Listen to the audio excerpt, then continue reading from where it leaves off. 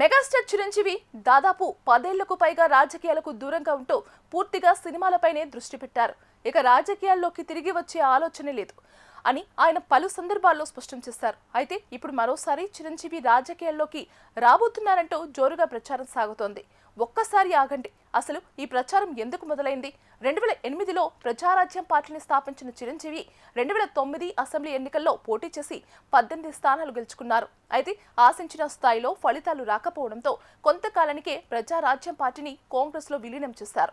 అనంతరం కేంద్ర మంత్రిగా పనిచేశారు. రాష్ట్ర విభజన తర్వాత రాజకీయాలకు దూరమై తిరిగి సినిమాల్లో బిజీ అయ్యారు. రాజకీయాలకు దూరంగా ఉన్నప్పటికీ అన్ని పార్టీల నాయకులతో చిరంజీవి సత్సంబంధాలు కొనసాగించారు. ప్రధాని నరేంద్ర మోదీ, ఏపీ సీఎం చంద్రబాబు నాయుడు, తెలంగాణ మాజీ సీఎం కేసీఆర్, ప్రస్తుత సీఎం రేవంత్ రెడ్డి, మాజీ సీఎం వైఎస్ జగన్మోహన్ రెడ్డి వంటి పలువురు నేతలతో మర్యాదపూర్వకంగా సంబంధాలు కొనసాగించారు. అయితే 2024 ఎన్నికల్లో పరిస్థితి మారింది. తన సోదరుడు జనసేన అధినేత పవన్ కళ్యాణ్ కు బహిరంగంగా మద్దతు ప్రకటించారు. కూటమికి అనుకూలంగా ప్రచారం చేయడంతో పాటు ప్రభుత్వం ప్రమాణ స్వీకార కార్యక్రమానికి కూడా హాజరయ్యారు. దీంతో చిరంజీవి మళ్లీ రాజకీయాల్లో చురుకుగా మారతారనే ఊహాగానాలు మొదలయ్యాయి.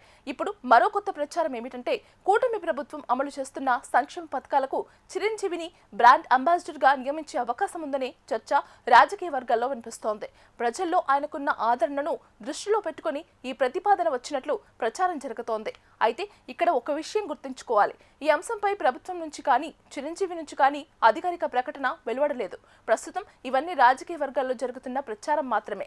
గతంలో భారతీయ జనతా పార్టీ కూడా చిరంజీవిని తమ పార్టీలోకి ఆహ్వానించేందుకు ప్రయత్నించినట్లు వార్తలు వచ్చినప్పటికీ చిరంజీవి మాత్రం రాజకీయాల్లోకి తిరిగి వచ్చే ఉద్దేశం లేదని స్పష్టం చేశారు. మరి ఇప్పుడు కూటమి ప్రభుత్వం నుంచి ఎలాంటి ప్రతిపాదన వస్తుందా?